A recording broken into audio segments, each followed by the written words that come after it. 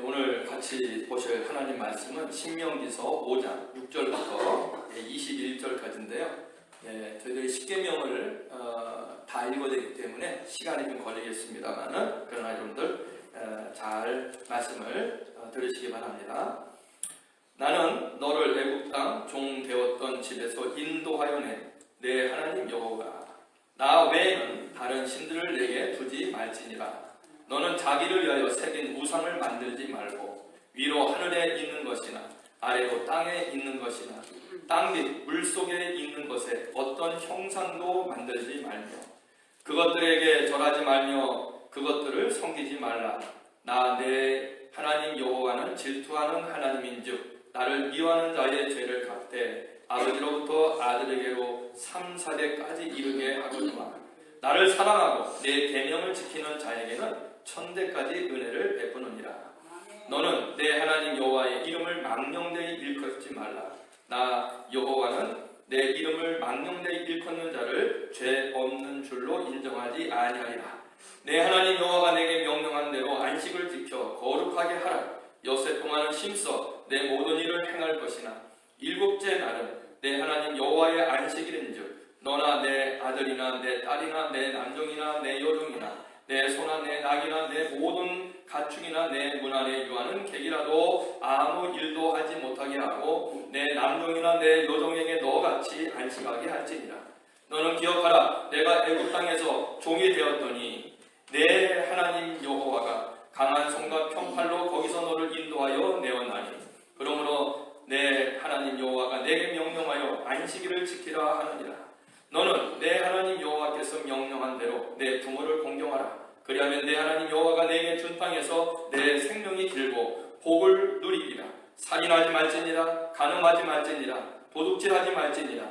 내 이웃에 대하여 거짓 증거하지 말지니라. 내 이웃의 아내를 탐하지 말지니라. 내 이웃의 집이나 그의 밭이나 그의 남종이나 그의 여종이나 그의 소나 그의 낙이나 내 이웃의 모든 소유를 탐내지 말지니라. 아멘.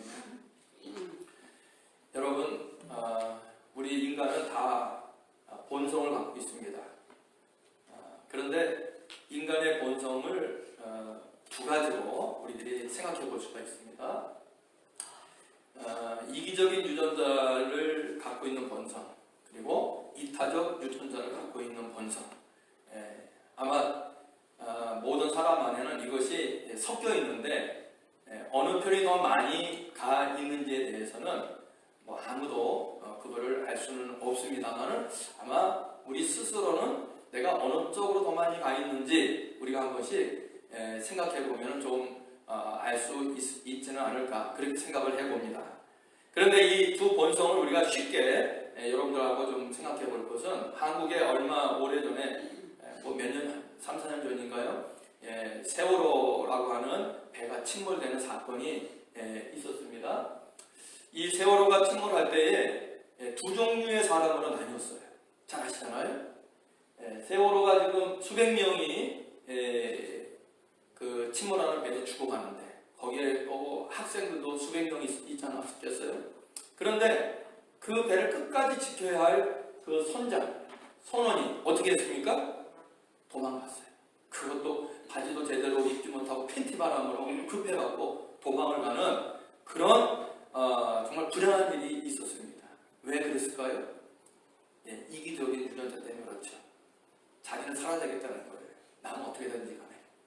이 이기적인 유전자는 자기중심적인 유전자고 자기 욕심, 자기 욕망을 따라가는 유전자. 그것이 우리 누구에게나 다 들어있는 본성입니다. 그러나 모든 사람은 다 이기적인 유전자를 갖고 살지는 않아요. 이타적인 유전자를 갖고 있는 사람도 있습니다. 세월호 침몰하는 배 속에서 살아날 수 있었지만은 김지민이라는 여선생님이 끝까지 아이들을 지키고 아이들을 내보내고 하다가 그만 그 배에서 죽고 말았습니다. 살 수 있었는데 왜 이 선생님은 그 배에서 죽었을까요? 이타적인 유전자 때문에 그렇습니다. 나보다는 남을 살려내려고 하는, 나를 희생해서 남을 살려야 한다는 그러한 그 본성, 이거는 누구도 그 사람에게 요구한 적이 없어요. 누구도 그 사람에게 그것을 하라고 명령한 사람이 없어요. 그럼에도 불구하고 본성적으로 따랐던 것입니다. 우리가 살면서 우리 인간의 본능 속에, 나의 본능 속에 나는 어떤 유전자를 따라가는 경향이 큰가 한번 우리가 생각해 보는 것이 하나님 자녀로서의 다른 모습이라고 생각을 합니다. 문제는요, 이기적인 유전자, 욕망, 우리의 욕심이죠. 사실 성경에서는 이 욕망과 욕심, 이기심 이것을 갖다가 그렇게 선하게 보지는 않습니다. 그리고 모든 죄의 근원은 자기 욕심 때문이다 하는 것이 성경의 진리거든요. 그런데 17세기, 18세기 오면서 이 이기적인 유전자도 긍정적으로 봐야 된다 하는 이러한 그 철학적인, 그러한 역사적인 이론들이 많이 등장을 하게 되었습니다. 그래서 이기적인 유전자가 사람에게 있기 때문에, 욕망이 있고 욕심이 있기 때문에, 살고자 하는 욕망이 있기 때문에, 양육강식의 어떤 그런 이 세상 속에서 인류가 모든 짐승 중에 우월하게 살아남을 수 있었다. 그런 긍정적으로 보는 그런 상황이 이제 다윈의 진화론 등을 통해서 드러나게 되었습니다. 그리고 자본주의가 욕망 때문에, 사람이 욕심 때문에 사람이 욕심이고 욕망이 없으면 어떻게 이 경제가, 자본주의가 형성이 됐겠느냐, 어떻게 국가가 또 번성하고 국가가 풍요롭게 되었겠느냐. 인간의 욕심이 역사 발전을 위해서, 자본주의 형성을 위해서 참으로 큰 역할을 했다. 또는 아담 스미스 같은 국부론이라는 책을 쓴 사람은 그런 얘기를 했습니다. 더 무서운 것은 역사 발전의 원동력이 되었다. 이거는 이제 마르크스라는 사람이 자본론에서 얘기를 한 것인데요. 인류의 어떤 역사는 원시 공동 공동체에서 그것이 점점점 발전해서 자본주의가 되고, 그리고 마지막에 인류는 공산주의까지 가야 행복해지고 유토피아가 만들어진다. 이런 학설들을 만들어냈어요. 그래서 한동안 이 욕망과 이기심에 대한 긍정적인 평가가 많이 있었습니다만은, 그러나 그들이 말하는 그러한 유토피아는 이 세상에 오지 않았습니다. 결국은 이 이기적인 유전자는요, 아무리 미화를 해도 결국은 어떤 의미를 갖고 있습니까? 내 것은 내 거고 남의 것도 내 것이라는 거예요. 그렇잖아요. 욕망과 이기적인 그 사람들은 내 것은 당연히 내 것입니다. 안 내놓습니다. 그리고 남의 것? 그것도 내 것이라고 해야 속이 시원한 그러한 욕망과 욕심이 바로 이기주의적인 유전자를 가진 사람들의 모습이에요. 그러다 보니까 어떻게 됩니까? 내 것을 내 것으로만 갖고 살면 문제가 없어요. 문제는 뭡니까? 남의 것을 내 것으로 삼으려고 하다 보니까는 갈등이 생기잖아요. 누가 내 것을 내어주고 싶은 사람이 어디 있어요? 그리고 내어주지 않으니까 갈등이 생기니까 결국 이것을 성취하기 위해서 무엇이 생깁니까? 투쟁이 생겨요. 싸워야 됩니다. 전쟁이 생깁니다. 죽여야 됩니다. 짓밟아야 됩니다. 그러다 보니까 세상은 결국은 지옥을 향해서 가고 있는 거예요. 아무리 이 이기적인 유전자로 인해서 역사의 발전도 있었고 자본의 형성도 있었고 또 이것으로 인해서 긍정적인 요소도 있다고 하지만은, 그러나 결론은 지금 점점점 이기적인 이 유전자들을 갖고 있는 사람들만 이 세상에 살면 이 세상은 결코 행복해질 수 없다 하는 것을 우리는 부정할 수가 없어요. 하나님은 멸망으로 가는 길이거든요.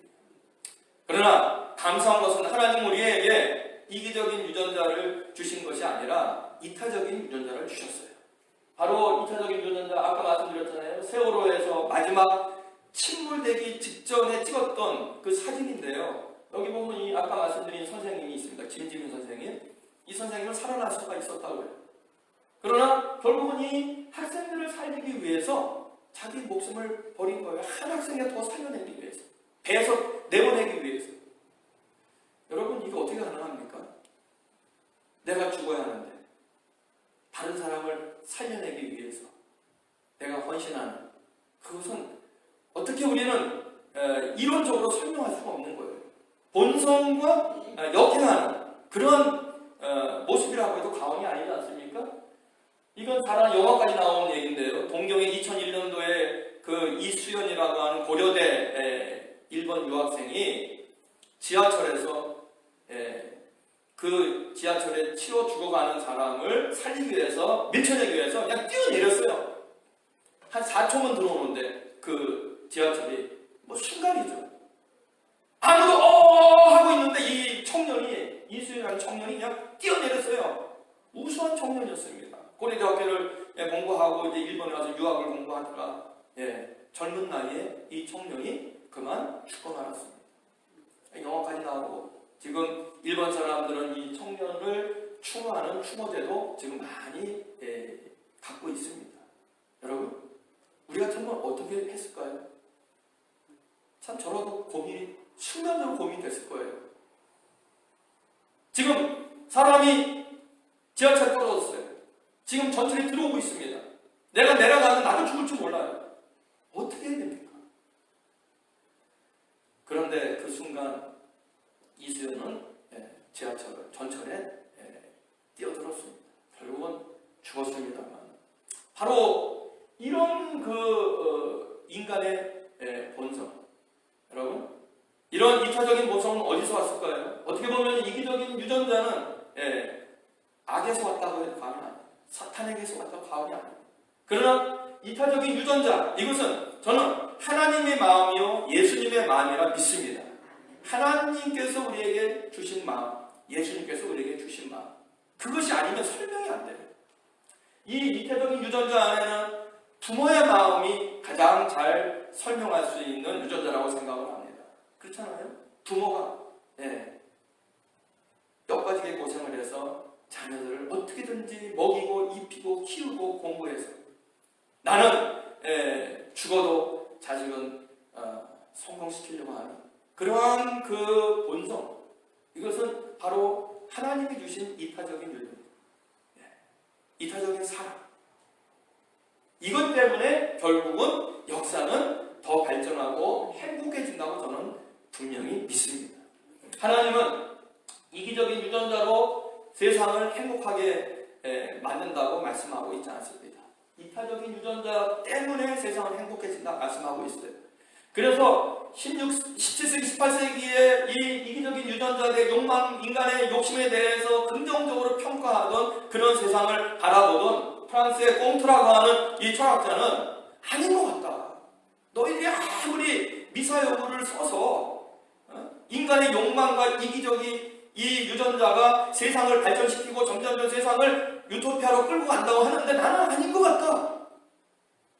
그래서 이 꽁트라는 사람이 인간을 그 본성을 연구해 보니까 결국은 인간을 행복하게 만드는 것, 이 사회를 행복하게 만드는 것은 이것이 아니고 이타적인 유전자가. 그래서 이타적인 라는 말은 바로 생겨난 지가 얼마 안 됐어요. 성경에는 이 말이 수천 년 전부터 존재했지만은 철학적으로, 사회학적으로 이타적이라는 말, 이런 본성에 대해서 이제 정의한 것은 뭐 한 150년밖에 안 됐습니다.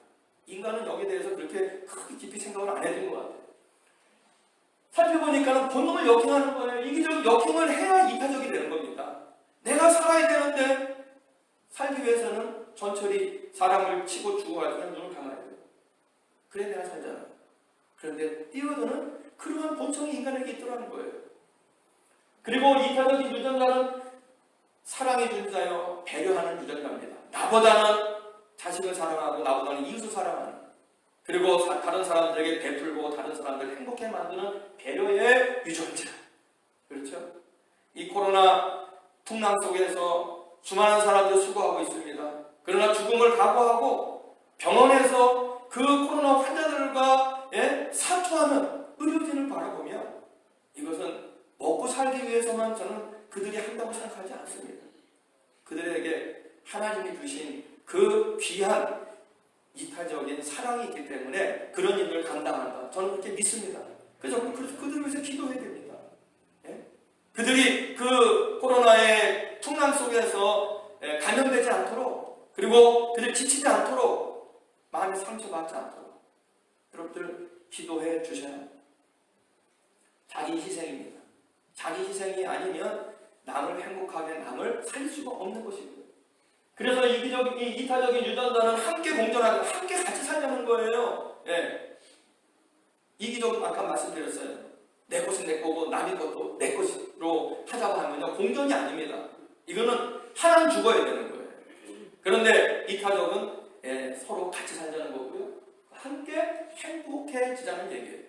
결국은 이타적인 유전자가 많은 사람들이 사는 세상은 하나님 나라를 만드는 거예요. 하나님 원하시는 세상을 만드는 거예요. 하나님은 그렇게 해서 이 세상을 천국으로 만들어 가시는 여러분들 믿으시기 바랍니다. 여러분, 지옥과 천국의 차이는 뭡니까? 아이들 동화에 보면은 아주 쉬운 예화가 있어요.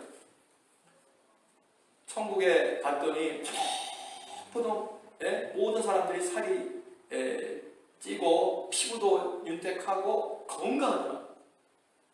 지옥에 갔더니 막 피폐하고 그냥 못 먹어서 얼굴이 거칠하고 다 마귀처럼 뭔가 못 잡아 먹어서 싸나운 모습으로 있더랍니다. 그래서 가보니까 왜 이런 차이가 있을까, 지옥과 천국이. 근데 옆으로는 똑같다 그래요. 앞에 지옥에도 음식이 산의 진미처럼 쌓여있다 그래요. 천국에도 음식이 산의 진미처럼 쌓여있다 그래요. 그런데 왜 똑같은 산의 진미가 있는데 불구하고 천국과 지옥은 이렇게 다른가? 가만히 보니까 그것을 먹는 방법이 다르다는 것을 발견했다고 합니다. 수조가 있는데 수조가 2m예요. 아셨습니까? 수조가 2m예요. 아무리 팔이 긴 사람도, 우리 교회는 조동원 집사님 팔이 제일 길어요. 그렇죠? 그도 집사님도 2m짜리 수조를 갖고 음식을 못 드실 거예요. 어떻게 먹습니까? 2m짜리 수저를 갖고. 음식을 퍼서 하늘에 던져서 뭐 받아먹는 수밖에 없겠죠. 지옥에 있는 사람들은 이기적인 사람들입니다. 그래서 그 사람들은 그 자기 숟갈로 그 음식을 먹으면서 별쇼를 다 하는 거예요. 다른 방법이 없어요. 결국은 2m 숟갈을 갖고 음식을 자기만 먹으려고 하다 보니까는 음식을 다 쏟아지고, 그리고 자기도 못 먹고 남도 못 먹고, 그래서 다 굶어주는 겁니다. 지옥은. 이게 지옥이에요. 근데 천국은 똑같은 숟갈을 갖고 있는데 그들은 잘 먹고 잘 살아요. 왜 그렇습니까? 그렇죠. 그게 이타적인 사랑이에요. 내가 먹으려고 하는 게 아니고 남을 먹여주는 거예요. 서로 먹여주는 거예요.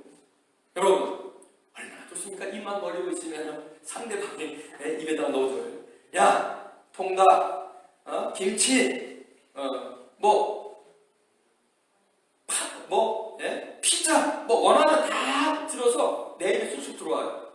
얼마나 좋습니까? 그래서 천국에 있는 사람들은 배불리 먹고 행복하게 살아가는 거예요. 여러분, 이기적으로 살 때에 다 움켜쥐고 그리고 행복해질 수 있다고 생각을 하지만, 그러나 결국 그것은 지옥으로 가는 길이고요. 이타적인 것, 내가 스스로 내 입에다가 집어넣지를 않고 남에게 먹여주지만 서로 먹여주면 그렇잖아요. 서로 행복해지는 거예요. 서로 공존하는 거예요. 서로 행복한 거예요. 서로 잘 살게 되는 거예요. 이게 천국 아니겠습니까? 이게 하나님 나라 아니겠습니까? 오늘 우리들의 삶이 결국은 이타적인 유전자를 갖고 살아가는 사람이 많을수록 행복해진다. 교회도 마찬가지고, 가정도 마찬가지고, 여러분의 살아가는 그 사회도 마찬가지라고 생각을 합니다. 그러면 이 이타적인 유전자는 어디서 왔을까? 자, 저는 여러분들에게 아까 말씀을 드렸어요. 저는 하나님과 예수님에게서 온 것입니다. 그렇죠? 하나님과 예수님에게서 온 이타적인 유전자가 바로 인간 본능 속에 들어와서 인간을 이렇게 행복하게 만들어가는 것이거든요. 자, 우리 하나님 한번 생각해 봅시다. 여러분, 하나님이 부족한 것이 있는 분인가요? 아니면 부족한 것이 없는 분인가요? 하나님은 부족한 것이 없는 분이에요. 하나님은 자족하시는 분이에요. 하나님은 아무도 부족한 게 없어요. 하나님은 자존하시는 분이에요. 하나님은 혼자 있다면 심심할까요? 심심하지 않을까요? 우리 하나님이 아니라는 모르겠습니다만은 하나님은 심심하거나 혼자 있다고 해서 외롭거나 뭐 혼자 있다고 해서 쓸쓸하거나 우울증 걸리거나 이러신 분은 아니에요. 하나님은 항상 항상 자족하시는 분이에요. 여러분, 하나님이 이타적인 사랑 때문에 결국은 창조를 하셨고 사람을 지어서 에덴 동산에 두셨어요. 여러분, 하나님이 뭐 심심하셔서 하나님이 할 일이 없으셔서 인간을 만들고 천지 창조 속에 인간을 만들고 에덴을 만들어서 인간을 행복하게 살도록 하신 거 아닙니다.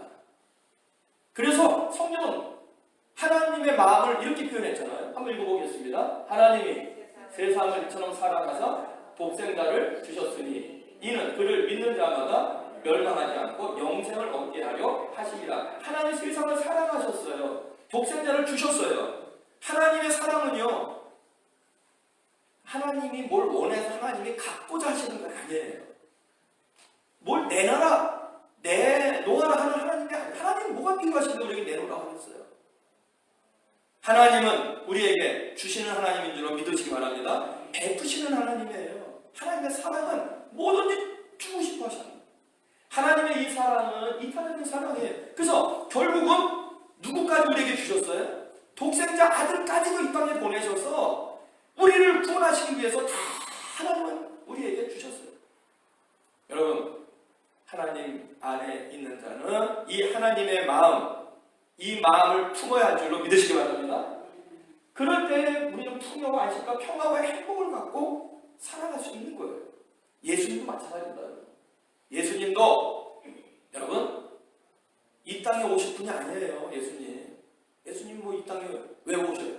하늘에 보좌에 하나님과 앉아 계셨는데 하나님의 독생자인데 왜 이 천하고 죄 많고 허물 많은 인간의 몸을 입고 이 땅에 오셨냐 하는 겁니다. 이타적인 사랑 때문이에요. 예수님 자신 때문이라면 안 오시는 게 맞습니다. 그렇잖아요. 그 하늘 영광 보좌를 왜 두고 이 땅에 오시냐 말이에요. 거기서 그냥 행복하게 살죠. 이 못된 인간들한테 손가락질 받고 욕 들어가면서 비난 들어가면서 때로는 뭐 벼랑에서 막 밀쳐서 예수님을 죽이려고 했잖아요. 이런 세상에 왜 예수님이 오시라는 겁니까? 사랑하지만 오실 이유가 없어요. 이타적인 사랑이에요. 자기를 사랑하는 사랑이 이기적인 사랑이라면 안 오는 겁니다. 그러나 세상에 오셨어요. 빌립보서 2장 5절부터 8절까지 그래서 예수님의 마음을 이렇게 표현했습니다. 한번 읽어볼까요? 너희 안에 이 마음을 품으라. 곧 그리스도 예수의 마음이니 그는 근본 하나님의 본체시나 하나님과 동등됨을 취할 것으로 여기지 아니하시고 오히려 자기를 비워 종의 형체를 가지사 사람들과 같이 되셨고 사람의 모양으로 나타나서 자기를 낮추시고 죽기까지 복종하셨으니 곧 십자가에 죽으시니라. 아멘. 예수님의 사랑, 예수님의 마음은 어떤 마음입니까? 자기를 비우는 거예요. 하나님을 위해서, 세상을 위해서, 죄인들을 위해서 자신을 비우시는 것. 이타적인 사랑이에요. 자기를 비우는 것이 바로 예수님의 사랑이었고 낮추시는 거예요. 이기적이고 욕망 있는 사람들은 높아지기를 원해요. 끊임없이 높아지기를 원해요. 어디까지 높아지겠느냐? 하나님 말씀하시잖아요. 어디까지 높아져야 속이 시원하시겠습니까? 많이 가지려고 하잖아요. 근데 얼마나 가져야 속이 시원하겠습니까? 여러분, 이 세상에 제일 부자가 지금 우리 동네 살고 있잖아요. 그렇죠? 뭐 엄밀히 말하면 우리 동네는 아니죠. 바다 건너니까. 지금 빌 게이츠하고 그 아마존 회장이 마이크로소프트 회장하고 아마존 회장이 둘이 뭐 싸우고 있고 또 저 캘리포니아의 테슬라 자동차 회장이 싸우고 있고 뭐 그렇잖아요. 근데 그 사람들 행복할까요? 그만 가졌다고 이렇게 됐다 그럴까요? 아니에요. 욕망은 끊임없어요. 더 가지려고 합니다. 끊임없어요. 높아지려고 합니다. 그러니까 뭐 여기 뭐 어느 기업체 회장이 대통령으로 나가고 싶다. 어쩌다 같은 뭐 그런 얘기들이 많이 들리잖아요. 끊임없이 채우고 높아지고 가질려고 하는 것. 이게 이기적인 유전자를 가진 사람들의 본성인데 예수님은 낮추셨어요. 낮춰서 어디까지 낮춰서 태어나셨어요? 하늘 보좌에서 어디까지 떨어졌어요? 구육간에 말구육까지 들어가셔서 낮아지셨어요. 이게 예수님의 유전자예요. 그리고 죽기까지 목적이에요. 이따가 설명드리겠습니다. 십자가에서 죽으십니다. 이게 하이라이트예요. 예수님 우리에게 보여주십니다. 자, 이제 우리가 신명기서를 공부하고 있으니까 간단하게 말씀을 드리겠습니다. 자, 신명기서는 말씀드린 대로 이스라엘 백성들이 가나안 땅에 들어가서 하나님을 왕으로 삼고 하나님 나라를 이루어서 풍요와 안식을 누려 살 수 있을 것이라는 예측서예요. 예언서입니다. 지금 아직 안 들어갔어요. 들어가기 직전이에요. 그런데 그렇게 살기 위해서는 기본적으로 십계명을 너희들이 지키면서 살아라 하는 겁니다. 근데 여러분, 여기에서 이제 오늘 우리들이 해결될 문제가 있어요. 하나님이 십계명을 그들에게 주었는데 이 십계명을 어떻게 지켜야 하는지 이미 하나님은 지난 시간에 말씀드렸어요. 서론에서 말씀을 드렸어요. 애굽에서 구원된 그 은혜를 기억하며 은혜를 깨닫고 은혜 때문에 감사하고 은혜 때문에 행복하고 은혜 때문에 하나님을 사랑하는 마음으로 너희들이 십계명을 지키면 가나안 땅의 풍요와 안식이 행복이 지속될 것이다. 영원할 것이다. 말씀해 주셨어요. 이게 하나님의 마음이에요. 여러분, 십계명을 어떻게 지켜야 되는지 하나님은 알고 이스라엘 백성들에게 주셨는데 근데 이스라엘 백성들은 은혜를 율법으로 바꿔버렸어요. 여러분, 하나님께서 십계명을 지키기를 원하는 그 마음을 가장 잘 이해하는 존재가 누굴까요? 여러분, 하나님이 십계명을 주셨을 때 그 십계명을 어떻게 지켜야 되는지를 가장 잘 알고 있는 존재는 누구였을까요? 누가 가장 잘 알았을까요? 제사장? 뭐 서기관들? 바리새인들? 성경학자들? 아니에요. 한번 따라해보세요. 예수님은 하나님과 하나이시다. 요한복음 10장에 보면 예수님 말씀하셨어요. 아버지와 나는 하나이다. 그렇죠? 그리고 나는 아버지 안에 있고 아버지는 내 안에 있고. 그러니까 하나님의 마음을 가장 잘 아는 분은 누굽니까? 예수님이세요. 이 땅에 우리 인간의 몸을 입고 오신 예수님. 예수님은 우리와 같이 몸을 입었지만 그러나 그의 정신과 그의 마음과 그의 영혼은 하나님과 동일하기 때문에 그의 마음속에 그의 입에서 나오는 그 말씀은 하나님의 말씀이었습니다. 하나님의 마음을 가장 잘 알고 있는 것은 예수님이에요. 그래서 십계명을 지켜야 하는 예수님의 그 해석은 이러합니다. 십계명은 이타적인 사랑으로 지켜야 한다. 1계명부터 4계명까지는 누굴 사랑하는 마음? 하나님을 사랑하는 마음으로 지켜야 한다. 5계명부터 10계명까지 그렇죠? 부모에게 효도하라. 다음에 이웃 것을 탐하지 말라 하는 이 계명은 누굴 사랑하는 마음으로? 이웃을 사랑하는 마음으로 지켜라. 이타적인 사랑.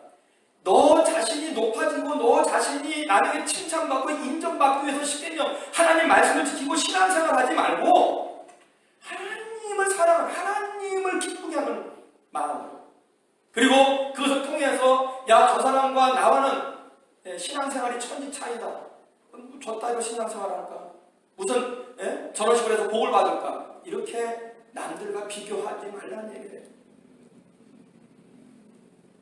오히려 나를 통해서 그들이 행복해지기를 원하는 이웃을 사랑하는 마음으로 계명을 지키면 거기에서 하나님의 은혜가 풍성해진다 하는 것을 누가 말씀해 주셨어요? 예수님이 말씀해 주셨는데 예수님이 말씀했지만 그것은 누구의 마음입니까? 하나님의 마음입니다. 하나님의 마음.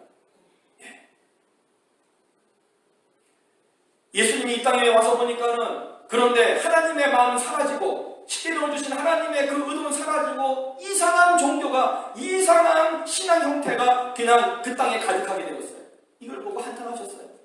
자, 마태복음 13장의 말씀이죠. 유대교에서 율법과 이 율법을 십계명을 613가지로 만들었는데 이기적인 신앙으로 이들은 이렇게 지키고 있었습니다. 한번 읽어보겠습니다. 화 있을진저 외식하는 서기관들과 바리새인들이요 회칠한 무덤 같으니 어떻게 해요? 겉으로는 아름답게 보이나 그 안에는 죽은 사람의 뼈와 모든 더러운 것이 가득하도다. 이와 같이 너희도 겉으로는 누구에게? 사람에게 옳게 보이되 안으로는 외식과 불법이 가득하도다. 이렇게 예수님 그 당시의 상황을 판단하셨어요. 너희들이 좀 십계명을 지킨다고 율법을 지킨다고 했는데 하나님의 마음이 아니다. 너희들 자신의 이기심 때문에 지금 그렇게 하는 거 아니냐. 남들에게 인정받으려고 나보다 내가 더 낫다는 그 욕망 때문에 너희들 그렇게 하는 게 아니냐. 여러분 우리가 조심해야 될 신앙의 모습입니다. 오늘날 수많은 교회가 있습니다. 수많은 신앙인들이 있습니다. 그런데 그 모든 교회와 신앙인들 그 모든 모습을 바라볼 때 과연 하나님의 마음으로 교회 생활을 하고 있고 신앙생활을 하고 있는지, 자기 자신을 드러내기 위해서 자기 자신의 자랑을 위해서 하고 있는지, 교회도 돌이켜봐야 되고 우리 신앙인들도 돌이켜봐야 합니다. 그래서 이렇게 말씀하셨어요. 뭐 한 가지만 말씀하셨어요. 구제에 대해 말씀하셨습니다. 한번 읽어보겠습니다. 구제할 때 외식하는 자가 어떻게 해요? 사람에게 영광을 왜 구제하면서 사람에게 영광을 받으려고 하느냐. 하나님을 기쁘게 하고 구제받는 사람이 행복한 식으로 구제를 해야지. 그래서 예수님이 구제할 때 어떻게 하라고 그랬어요? 오른손이 하는 거 왼손이 모르게 하고, 왼손이 하는 거 오른손이 모르게 하고. 여러분 받는 사람이 부끄러워하면요 그건 구제가 아니에요. 받는 사람이 수치를 두면 그건 구제가 아니에요. 받는 사람이 마음에 꺼리기도 구제가 아닙니다. 그런데 구제할 때 이들은 나는 구제한다. 뭐 나는 선교한다. 나는 이렇게 남들에게 베푼다. 사람에게 영광을 받으려고 합니다. 그거는 잘못했다고 주님께서 말씀하셨어요. 그래서 예수님께서 이제 그 당시에 잘못된 예수님께서 보신 이 십계명과 율법을 지키는 이 모습을 다 깨뜨리고 두 가지만 해라. 두 가지만. 뭐 이렇게 613가지나 해갖고 십계명을 이렇게 복잡하게 지키느냐. 두 가지만 하면 완성할 수 있다. 뭐예요? 하나님 사랑, 이웃을 사랑해라. 그것을 강조하신 겁니다. 여러분 그래서 우리 주님께서 마태복음 22장에 이 십계명을 지키는 원리를 분명하게, 하나님의 마음을 분명하게 알려주셨어요. 한번 읽어보겠습니다. 내 마음을 다하고 목숨을 다하고 뜻을 다하여 주 너의 하나님 어떻게 하라? 하나님을 사랑하는 마음. 두 번째는 내 이웃을 내 자신같이 사랑하라. 이 두 계명이 뭐라고 했어요? 온 율법과 선지자의 강의, 십계명과 모든 구약 성경에 하나님의 말씀과 하나님의 마음이라는 것을 말씀하셨습니다. 다시 말씀드립니다. 1계명부터 4계명까지는 하나님을 사랑하는 마음으로, 5계명부터 10계명까지는 이웃을 사랑하는 마음으로. 그러면은 이것을 어떻게 해야 되는지, 여러분 예수님이 이렇게 말씀하셨지만은 예수님은 마지막 십자가에 돌아가시면서 이 십계명을 이렇게 지켜야 된다 하고 우리에게 마지막까지 보여주시고 그리고 이 땅을 떠나셨습니다. 그게 바로 십자가에서 이루신 예수님의 십계명의 완성이었습니다. 하나님을 사랑하는 마음으로 죽기까지 사랑하고 순종했어요. 이게 무슨 말입니까? 여러분 성경 어디에 보더라도 예수님 십자가에 스스로 달리고 싶어 하셨습니까? 아니에요. 십자가에 달려야 한다는 것을 아셨지만은 그러나 그 고통을 피하고 싶었어요. 예수님도. 그래서 겟세마네 동산에서 하나님한테 예수님 정말 이 땅이 핏빛으로 변할 만큼 죽으심을 다해서 기도하잖아요. 뭐라고요? 이 잔이 나에게도 지나갈 수 없나이까? 없나이까? 아버지요, 아버지요. 여러분 그러나 결국 주님의 기도의 결론은 무엇이었습니까? 아까 우리 찬송 불렀잖아요. 내 뜻대로 내 원대로 하지 마옵소서. 그렇죠? 누구의 뜻대로 하옵소서? 아버지의 뜻대로 하옵소서. 이게 여러분 이타적인 사랑이고 이타적인 신앙입니다. 하나님이 원하십니까? 십자가에 내가 달리고자 하는 그러한 그 고통의 시간을 피하고 싶지만, 그러나 하나님을 사랑하는 마음, 그거는요, 십자가 달린 것은 예수님 그 자신에게 아무런 의미가 없는 거예요. 하나님이 원하셨기 때문에, 하나님의 마음을 기쁘시게 하기 위해서, 이 세상을 구원하고자 하는 하나님의 그 뜻을 이루기 위해서 예수님 죽기까지 순종한 거예요. 죽기까지.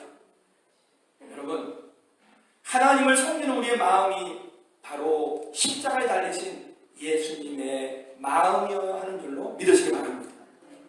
두 번째는 이웃을 사랑하고 했는데 그저 말로 사랑하신 게 아니에요. 예수님, 물론 예수님 살아계실 때 병 고쳐주시고 떡 나눠주시고 그들을 위로하고 사랑 많이 베풀어 주셨지만, 그러나 결국은 예수님의 이 이타적인 사랑은 십자가에서 완성된 겁니다. 왜? 십자가에서 예수님이 돌아가시지 않았다고 한다면, 예수님의 보혈과 예수님의 고난이 없다고 한다면 우리 죄는 누가 씻어? 누가 우리의 죄를 구속해 줄 겁니까? 예수님은 십자가에 달릴 이유가 없습니다. 그러나 내가 달리지 아니하면, 내가 희생하지 않으면, 내가 보혈을 흘리지 아니하면 누가 이 사람들을 살려낼까? 결국은 예수님은 십자가에 달릴 이유가 없지만 누구 때문에 십자가에서 죽기까지 보혈을 흘리신 거예요? 우리 때문에, 우리 때문에, 죄인들 때문에, 이 세상 때문에. 결론을 말씀드리겠습니다. 결국은 예수님이 완성하셨는데, 이 예수님의 완성은 바로 우리들의 이제 사명이 되어야 합니다. 우리들의 완성입니다. 우린 예수님 같이 될 수 없어요.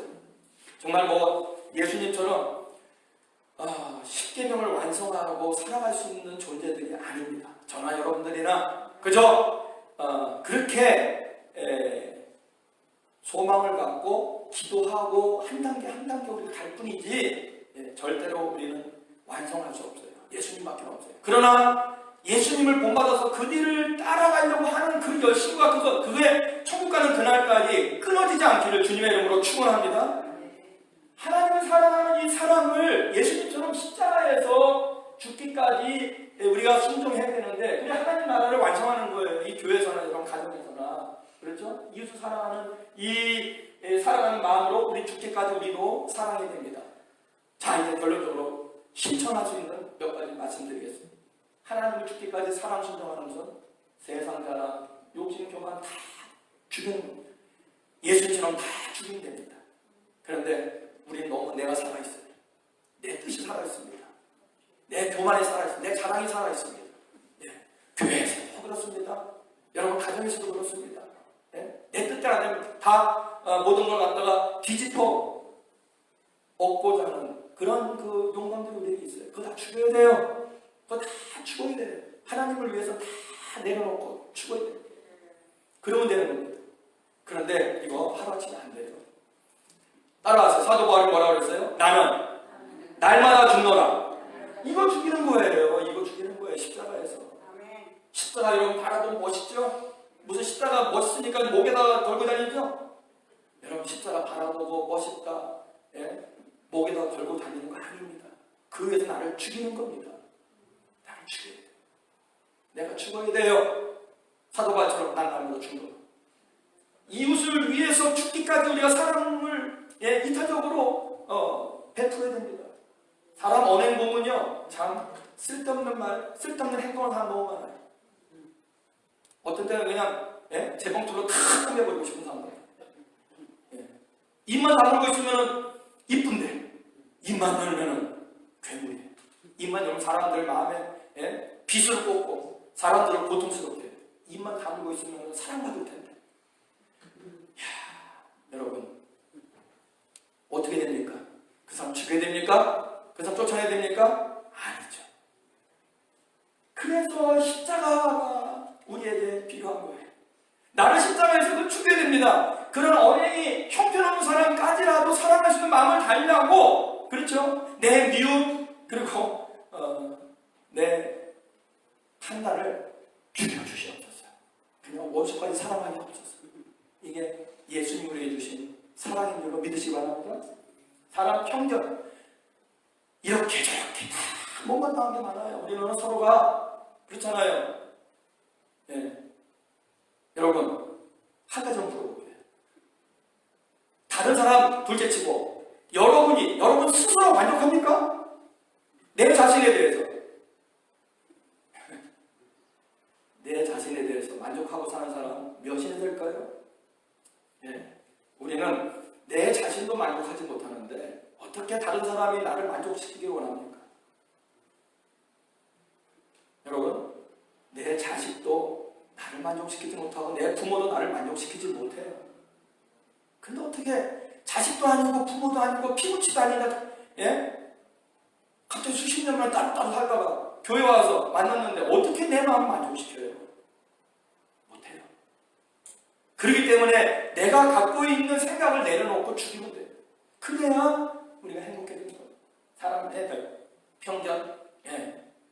다른 사람이 나를 만족하게 만들지 말고 내가 그들을 만족하게 만들려고 노력하는 것이 사랑이고 이타적인 신앙입니다. 마지막 다 죽여야 돼. 내 속에는 다 죽여야 돼.